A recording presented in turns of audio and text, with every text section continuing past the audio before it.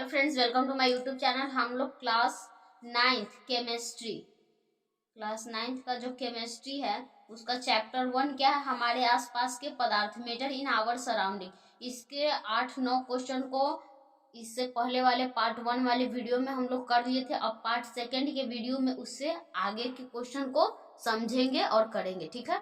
तो वीडियो को अंत तक जरूर देखें।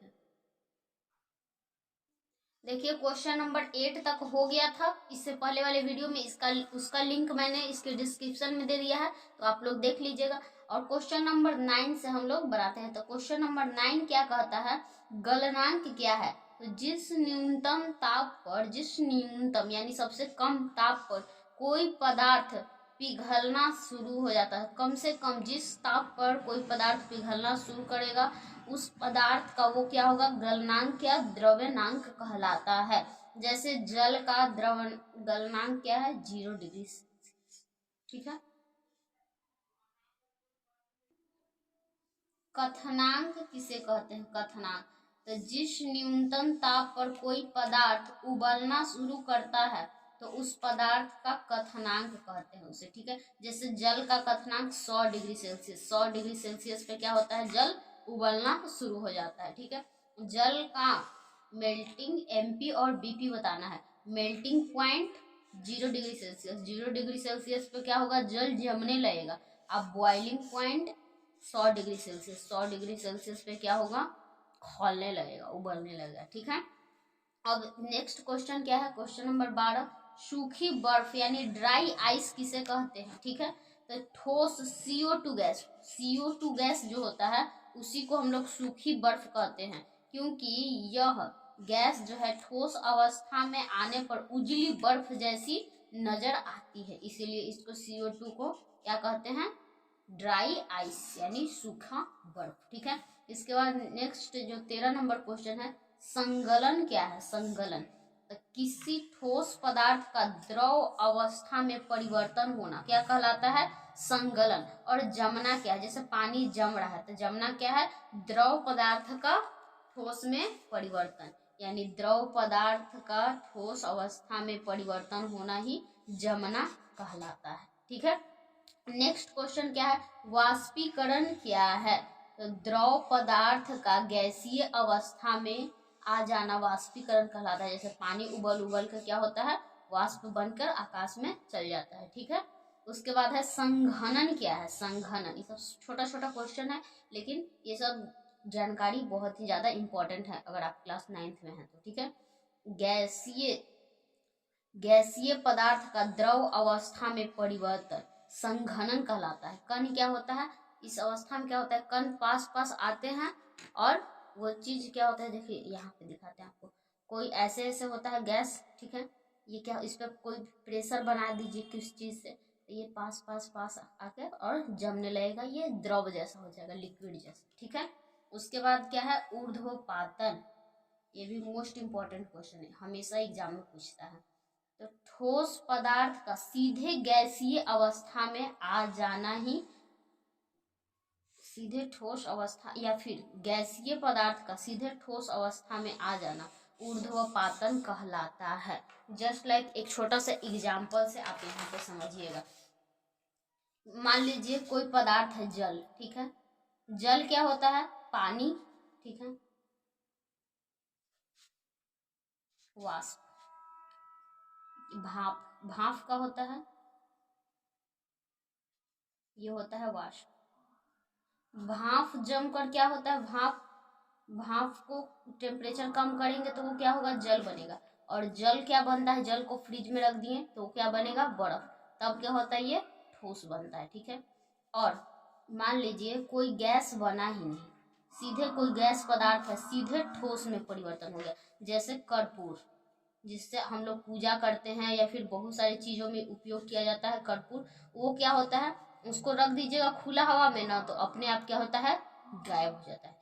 गैस से सीधे ठोस अवस्था में चला आना ही ऊर्ध्वाधर होता है, या फिर गैस से ठोस में जाए या ठोस से गैस में जाए, ठीक है। अब नेक्स्ट क्वेश्चन क्या है, ये भी मोस्ट इंपॉर्टेंट क्वेश्चन है, वाष्पीकरण को प्रभावित करने वाले प्रमुख कारक कौन कौन से हैं। तो वाष्पीकरण को प्रभावित करने वाले मुख्य कारक में सबसे पहला आता है क्या? तापमान। तो जैसे ही ताप को बढ़ाएंगे वाष्पीकरण की दर क्या हो जाती है? तेज हो जाती है। ठीक है, वाष्पीकरण का मतलब मान लीजिए आप कपड़ा पसार रहे हैं, छत पे कपड़ा पसार रहे हैं और ताप बढ़ गया, धूप के दिन है तो जल्दी कपड़ा सूखेगा, तेजी से होगा। अगर ठंड का दिन है, ताप कम है, तो ताप घट रहा है तो वाष्पीकरण की दर भी क्या होगी? मंद गति से होगी। ठीक है, यानी धीरे धीरे होगी। दूसरा क्या है? दूसरा सतह क्षेत्रफल। अब कपड़ा को सिकुड़ा के रखिएगा तो वो जल्दी सूखेगा कि फैला कर रखिएगा? तो ऑब्वियसली फैला कर रखेंगे। तो सतही क्षेत्रफल बढ़ने पर वाष्पीकरण की दर तेजी से होती है और सतही क्षेत्रफल घटने पर वाष्पीकरण की दर धीमी गति से होगी। आर्द्रता, और वातावरण में आर्द्रता, मान लीजिए ठंडा के दिन है उसमें शीत रहेगा, और शीत रहेगा तो कपड़ा जल्दी सूखेगा कि देरी लगेगा? देरी लगेगा। तो वातावरण में आर्द्रता अधिक रहने पर वाष्पीकरण मंद गति से होगी, धीरे धीरे कपड़ा सूखेगा जब आर्द्रता वातावरण में रहेगा।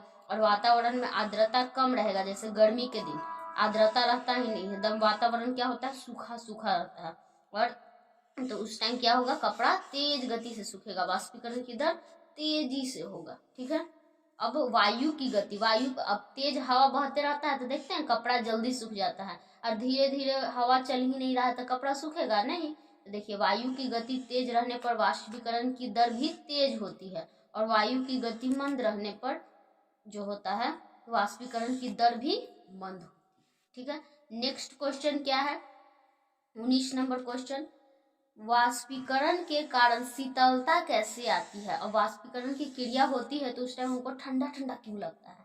तो वाष्पीकरण के दौरान पदार्थ से उष्मा ऊर्जा ग्रहण होता है। अब कोई मान लीजिए आप कपड़ा पहने हुए हैं, ठीक है, गर्मी का दिन है, आपको बहुत सारा पसीना आ गया है, और जैसे ही आप पंखा में जाते हैं आपको क्या लगता है? बहुत जोर से ठंडा लगने लगता है थोड़ा देर बाद। ऐसा क्यों होता है? क्योंकि जो पानी है, आपका कपड़ा भींगा हुआ है, उसको क्या चाहिए?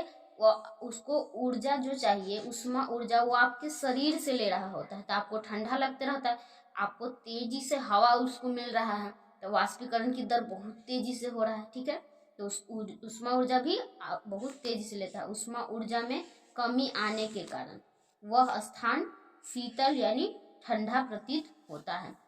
नेक्स्ट क्वेश्चन भी बहुत इंपॉर्टेंट है। गर्मियों में हमें सूती कपड़े की सलाह क्यों किया जाता है? हमेशा आपकी मम्मी कहती होगी गर्मी का दिन है, हल्का रंग के कपड़ा पहनो, सूती पहनो, कम गर्मी लगेगा। ऐसा क्यों होता है?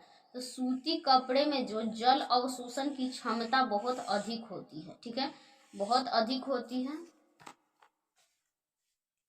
फिर उस अवशोषित जल के वाष्पीकरण के लिए हमारे शरीर से उष्मा ऊर्जा ग्रहण होती है, अतः हमें ठंडा ठंडा महसूस होता है। इस कारण हमें गर्मियों में सूती कपड़े पहनने चाहिए। नेक्स्ट क्वेश्चन क्या है? बर्फीले जल से भरे गिलास की सतह पर जल की बूंदें क्यों दिखाई देती है? अब फ्रिज का पानी गिलास में डालिए, छोटा छोटा छोटा छोटा बूंद फ्रिज के जो ग्लास है, ग्लास के ऊपर आपको दिखाई देने लगेगा। तो वायु में उपस्थित जल वाष्प की ऊर्जा ठंडे जल से संपर्क में आकर कम हो जाती है। ठीक है, जिससे वह द्रव अवस्था में बदल जाता है, जो हमें ग्लास से बाहर जल की बूंदों के रूप में नजर आता है। ठीक है, वातावरण में जो वाष्प मौजूद होता है, ठंड के संपर्क में आकर वो भी बूंद बूंद में जम जाता है। ठीक है, उसके बाद मोस्ट इम्पॉर्टेंट क्वेश्चन क्या है? 22 नंबर, पदार्थ की चौथी और पांचवी अवस्था क्या है? ऐसे मैंने पहले वाले वीडियो में बताया था कि पदार्थ की मुख्य 3 ही अवस्थाएं हैं, लेकिन ये जो चौथा अवस्था है उसका नाम प्लाज्मा है, और ये जो पांचवा अवस्था है इसका नाम क्या है? Boast Einstein. ठीक है, इसको कंडेंसेट BEC भी कहते हैं। ठीक है, अब क्या दिया हुआ है? मापने योग्य राशियां और उनके मात्रक को चार्ट बनाकर दिखाइए। ये इस चैप्टर का लास्ट और इम्पोर्टेंट क्वेश्चन है। ठीक है, यहाँ पे आपको कुछ राशि दिया हुआ है, यहाँ पे मात्रक दिया हुआ है, यहाँ पे प्रतीक। जैसे तापमान, हम लोग तापमान को केल्विन में मापते हैं, इसका SI यूनिट जो है K है।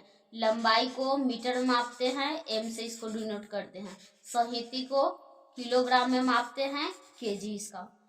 ठीक है। भार को न्यूटन में मापते हैं, एन से डिनोट किया जाता है।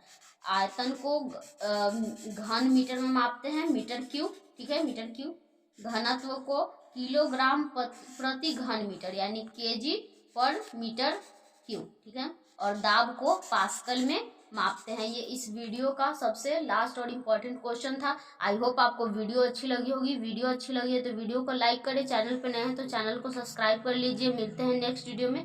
धन्यवाद।